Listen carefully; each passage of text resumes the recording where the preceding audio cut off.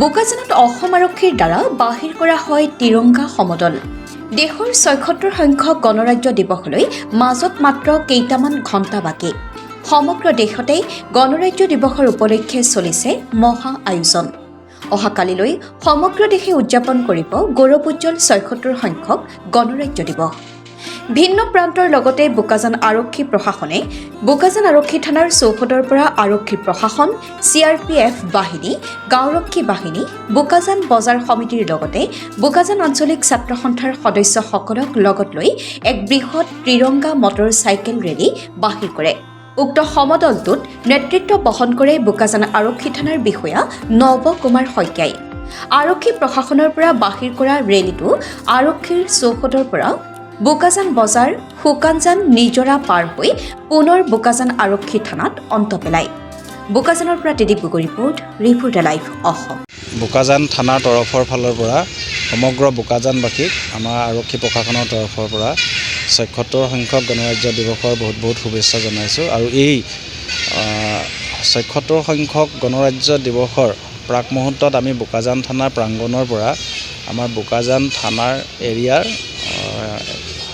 সামৰি লৈ আমি এটা বাইক ৰেলী অনুষ্ঠিত কৰিছিলোঁ। আৰু এই বাইক ৰেলীটো আমাৰ সফলভাৱে ৰূপায়ণ ইতিমধ্যে সম্পন্ন কৰা হৈছে। আৰু ইয়াতে আমাৰ বোকাজানৰ VDP প্ৰশাসন আৰু আমাৰ বোকাজান বজাৰ কমিটি আৰু আমাৰ স্থানীয় গণ্য মান্য সকলো ব্যক্তিয়ে ইয়াতে অংশগ্ৰহণ কৰি এটা সফল ৰূপায়ণ কৰিছে। আমি আশা ৰাখিছোঁ কালিলৈ আমাৰ যি গণৰাজ্য দিৱস সম্পন্ন হ'ব, খুব ভালে ভালে অনুষ্ঠিত হৈ যাব। আপোনাৰ লাষ্ট মাহৰ পৰা আমাৰ ষ্ট্ৰিক্টলি হৈ আছে, আমাৰ চেকিংবিলাক হৈ আছে। আৰু আপোনাৰ প্ৰায়বিলাক আমাৰ যদি কিবা খুটি নাটি আছিলে সকলোবিলাক দিশ আমাৰ পৰ্যালোচনা কৰি চোৱা হৈছে। ধন্যবাদ।